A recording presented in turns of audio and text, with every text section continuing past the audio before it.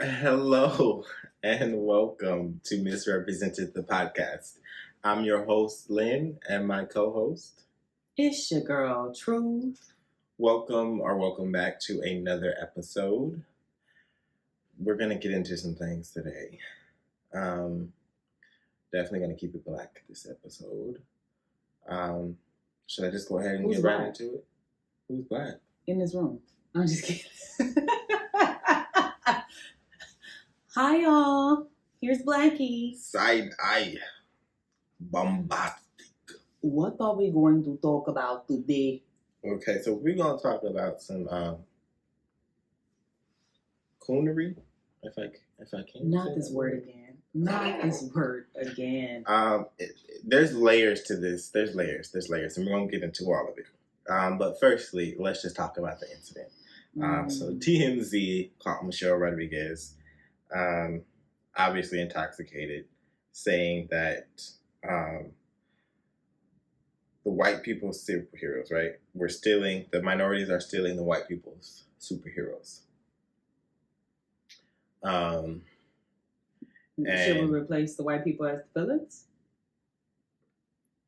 She was drunk. I'm confused. So she's confused. Okay. I think basically a lot of people who are less melanated are maybe confused. They seem angry that a lot of heroes are being recast. Define hero. Who Right. is a hero? So here? when we think of things like Spider-Man and Okay, I can't really think of is any. he black? He's like Afro-Latina or Latino. Not white. Anything that's got an African in it to them Okay, but before fits into that okay, category. I'll let you finish before I just. Mhm. But no, I'm finished. You go ahead. The thing that's so annoying because I'm hearing what you're saying, right? And you're like, they basically saying why are we taking away all of their superheroes? Last I checked, y'all were all of the superheroes. So taking away is just a little weird, right? So I need a little bit more context here because So that's the way that they're saying it because, like, why are we remaking, and then we'll throw in Little Mermaid there, why are we remaking stories that are already existing with now that's a great black question. characters? Mhm. And so a lot of that, sure, we could be making our own stories with, black heroes, or, actually telling the stories of black heroes who are already existing in comics. So they're basically wondering why we're recycling old school characters and making them black. Correct. So they're basically coming for Disney? Pretty much. Pretty Disney, much because Disney's they own all been of the it. only person who's been doing it. Right. But why are you mad? Why does it affect you so much? Is the real question. And then the second thing is why, as you specifically, Michelle Rodriguez, who is technically a white Latina, ouch. so upset. Like, why do you consider her a white Latina? You taking away her Latina-ness? No, there are white Latinas who are white and Latina. Is she white and Latina?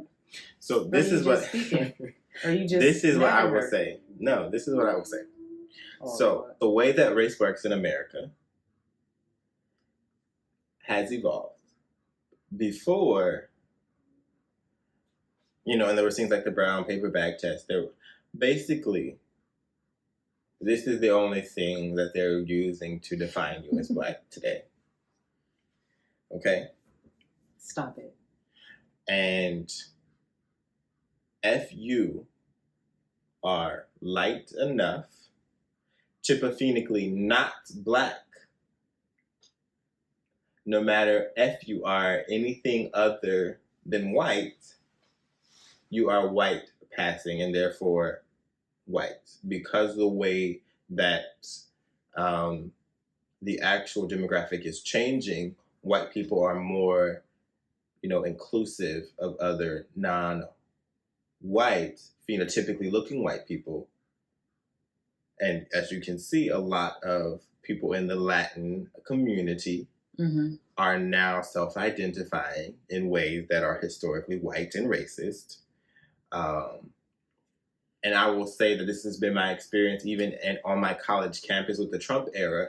There were a lot of people who were Latin American subscribing to Trump's ideology that didn't really make sense to me until I started, putting the pieces together that there's been a force or a concerted effort to include white Latinas in the identity of whiteness. And that's the only explanation that I can come up with, because which is why on the how are you white, subscribing? Right. How are you subscribing to these ideals when your parents, and I'm not just saying this kind of like, just, trying to be provocative. Yeah. Your parents are first generation. They came here. You are the first generation here, and you're talking about building a wall. There are students, there were students on campus who were struggling with the DACA situation who, Is it possible that their position is threatened? It may be, but then it comes into that place, how are you a person with a soul so concerned about protecting yourself that you can't be considerate of people that you're not too far removed from? Your parents were immigrants. Their first language isn't even English, and you are subscribing to ideas of whiteness. One, it's scary that you feel that, you can do that. Two, it's scary that it's already so acceptable that even you can see it. And I've experienced it where sometimes even if you are a little closer to my skin tone and they can tell that you're not, phenotypically black, you pass. And so that's why I say white Latina, because increasingly that line is blurred. Latina and white are becoming more similar. So as a white Latina, why? Because more and more are subscribing to whiteness. And it's acceptable. And it's easy for them to have that access because I can act like a white person and, fit in, but I'm not going to be treated as one by the police, by the system, the system itself is increasingly accepting. Yeah. So that was one layer of it, that the fact that this is coming from a white Latina. So she basically just said that we're making all the white heroes black and brown. And that's it?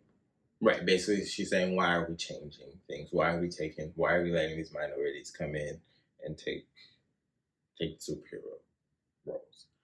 And did she say it in a way that was racist? Yeah, go on and play it. I don't know how the audio will play. It'll play very crystal clear. Okay.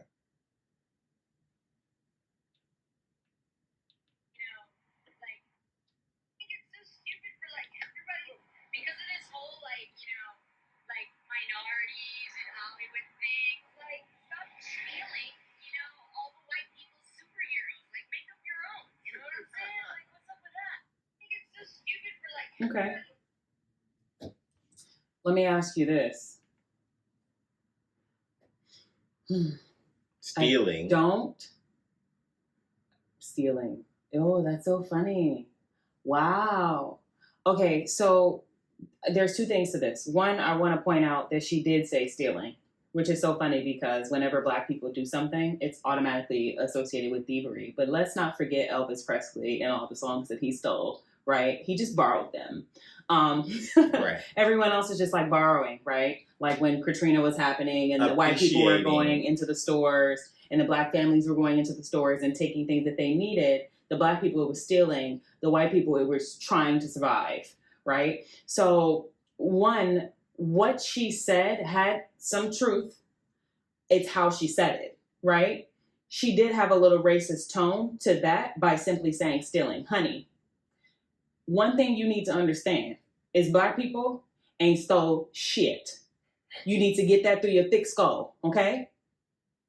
If you want to talk about anyone stealing anything, it's the white people. It's not us. So relax on that, right?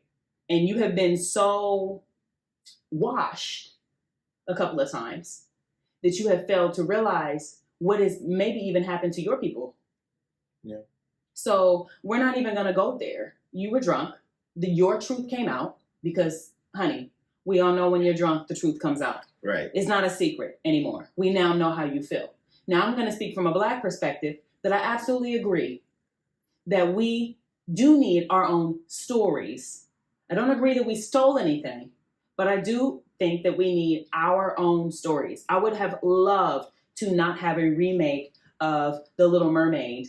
I would have loved for this young, Black, beautiful, talented actress to have something that was her own. She could have been a mermaid. She didn't have to be The Little Mermaid. She could have been a mermaid named, whatever her name was.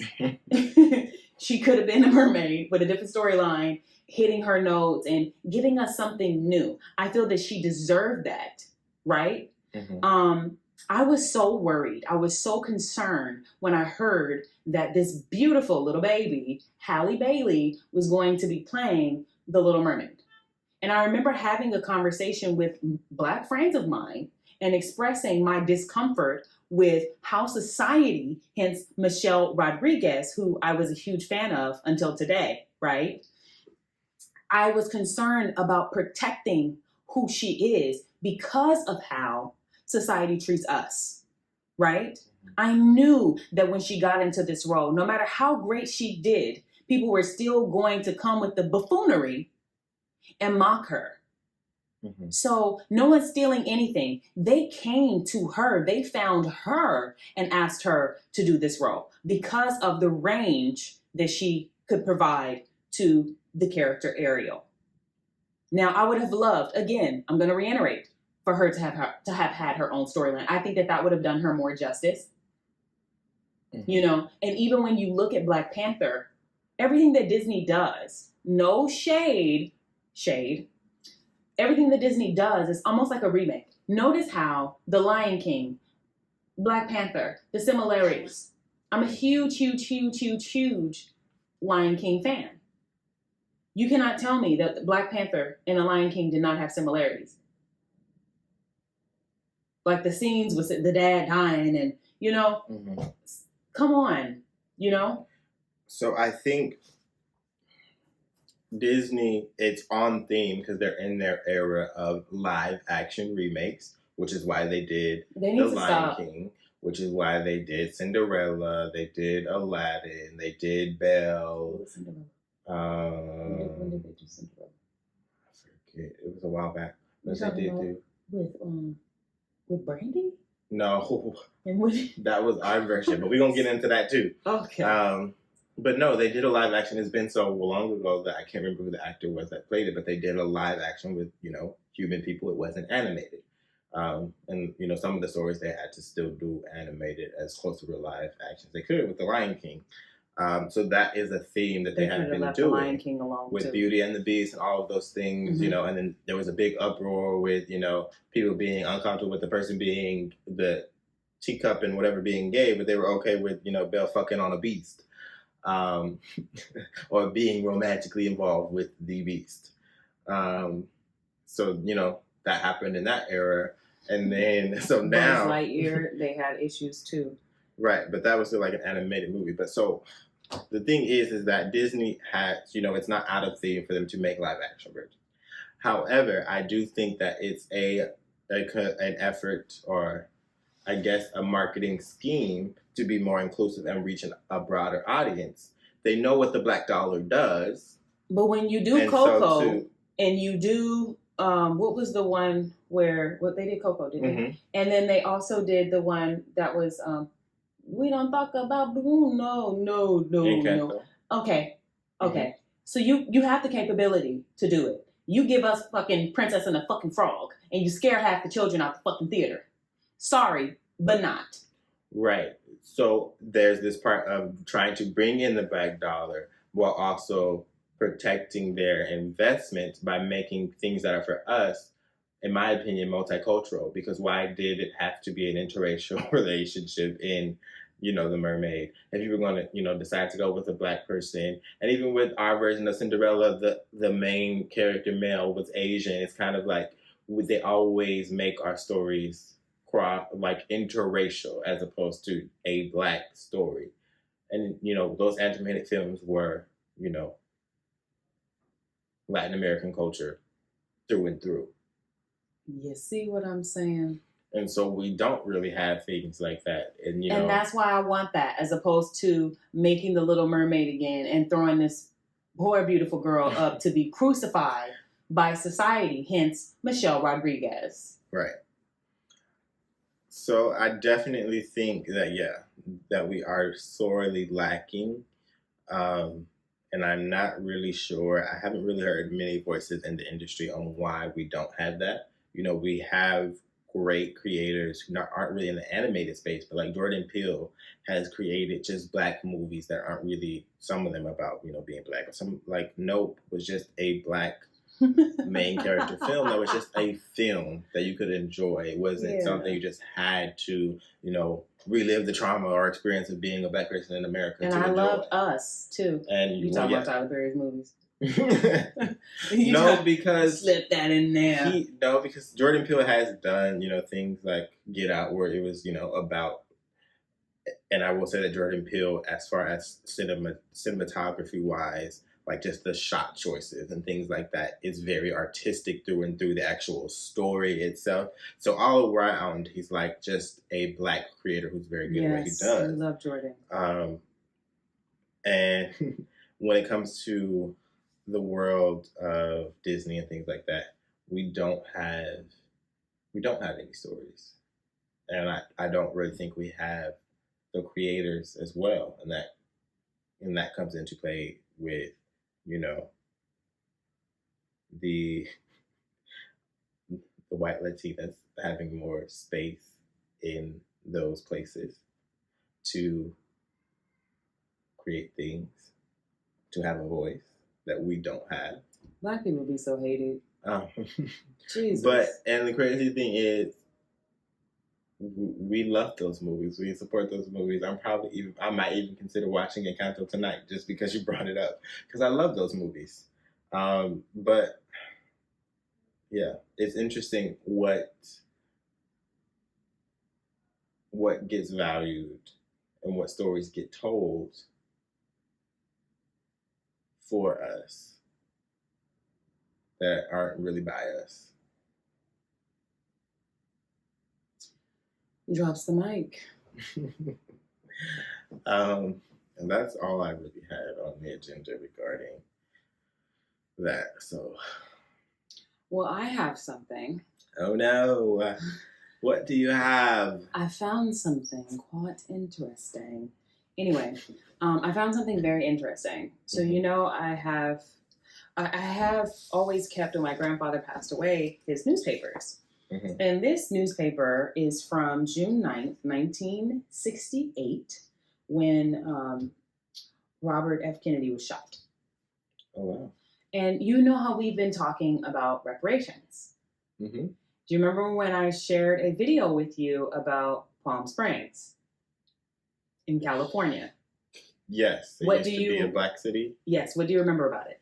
Not very much, besides that it used to be a Black city. And obviously, you know what happens to Black cities. Something along those lines. So you don't remember exactly what happened with the fire department and... Oh, the fires, yes. Purposely starting the fires, being accused with the fire department to make sure that, those fires didn't Get by. Right. So this was Sunday, June 9th, 1968. Mm-hmm. Investigation. Palm Springs. Wow. I have proof that it happened. Are you ready? Yeah. The look on your face right now. A report from the office of the state attorney, Thomas Lynch, last week criticized the city of Palm Springs for what is called the imperious destruction of homes in the predominantly Negro district. Still using Negro. It said the homes of about 1,000 persons were bulldozed and burned in a disregard for the rights of minority citizens. The report resulted from an investigation into the clearing of a mile-square area in the desert resort called Section 14. The homes were destroyed in 1965 and 1966, although the report said there was no evidence that any crimes had been committed in the removing residents of Section 14 and destroying their homes. It charged that some householders weren't given proper notice of the impending destruction and saw their homes destroyed and their property burned. I think there's more about this, or is it not? Let me see. Nope, that's it. And then it talks about the area of, no, it goes on. Area of poor residents. Deputy Attorney General Lauren Miller Jr., who made the report, said the land was for 35 years the chief available living area for working people in the Palm Springs area and was known as Indian land of the Aqua Caliente Indian Reservation. During the past 3 decades, this area became the primary residential area for the Negro, Mexican American, and Indian population of Palm Springs. The report stated affairs of the Indians' holdings titled to land in Section 14 were in the hands of the conservators of their estates. In 1959, a new federal law provided for a 99-year lease. The report said, and when these long leases became available, the city and various real estate developers became interested in the commercial development of Section 14. The city proposed that the Indians, through their conservators, and the leases or rentals of the land, and the city then would clear the land. And then it says inadequate notices charged. It was after conservators signed destruction permits that the bulldozers moved in and firemen burned the debris, but many citizens were not given adequate notice. The report maintains that they were supposed to get a 30-day notice, but some only got 3-day notices and some got none, according to the report.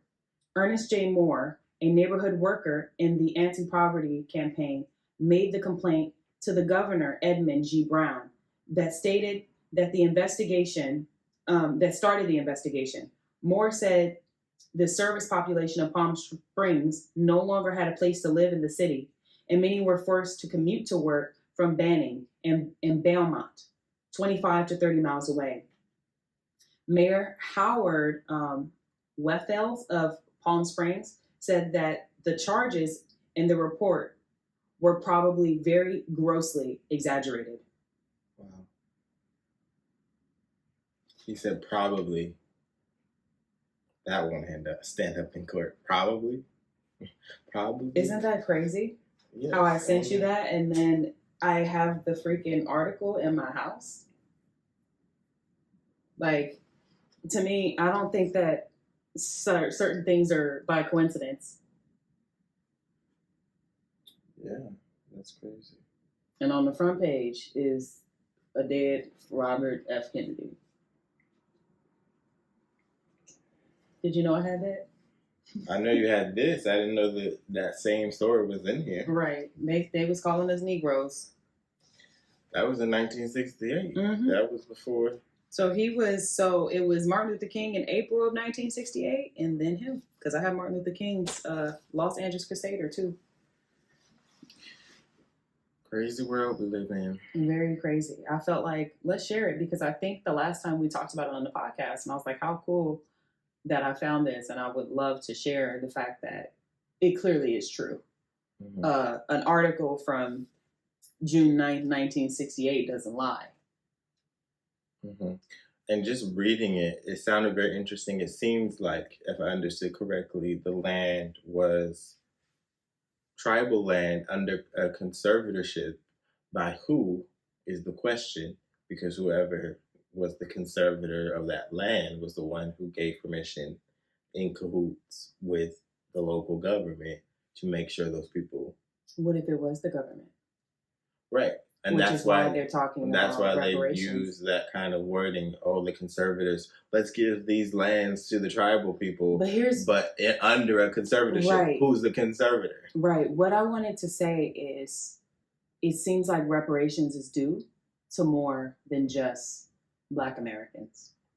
Reparations is definitely due to everyone. However, listen. Okay. To all of the minority groups, but again, the only one that I'm going to fight for is us. Not because it's us versus them. What, slavery?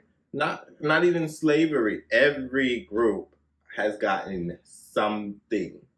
I know what the Indians, which is so weird, the Native Americans. I know that the Native Americans have gotten something, right? Mm-hmm. And I'm not saying that it was. I'm not saying that it was sufficient. They got something, but it was something. Mm-hmm.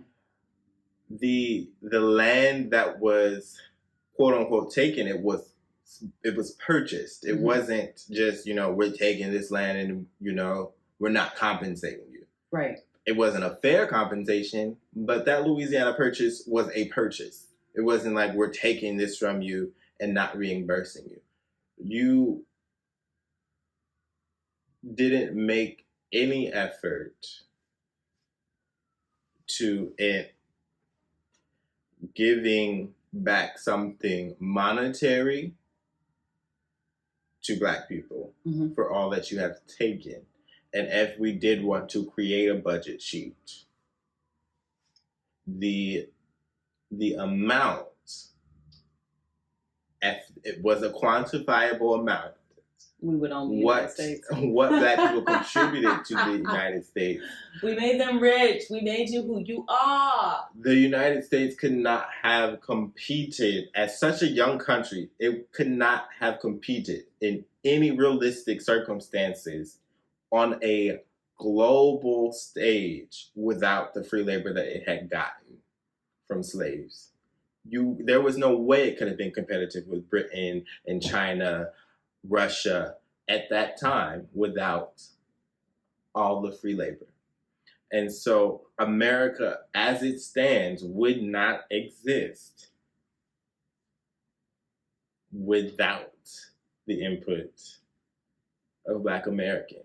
How much do you think that they should give us? Not that they owe us, but they should give us, because obviously, they're broke. They can't give us what they owe us. Mm-hmm. So there have been a lot of numbers thrown around, and I think in California the number is somewhere around a little under 3,000, like somewhere in the 2,250 range, 250K. Oh hell no! I need at least $1 million. So it needs to be something that can be reasonably given to every person.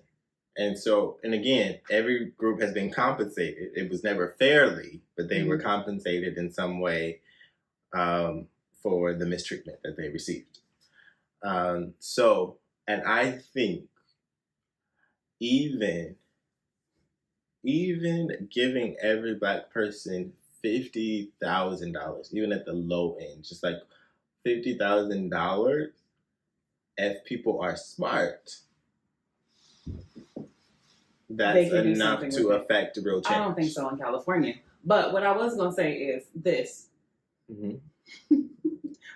So in California, that's why the number for California, 250K. Gotta do something. Something is better than nothing.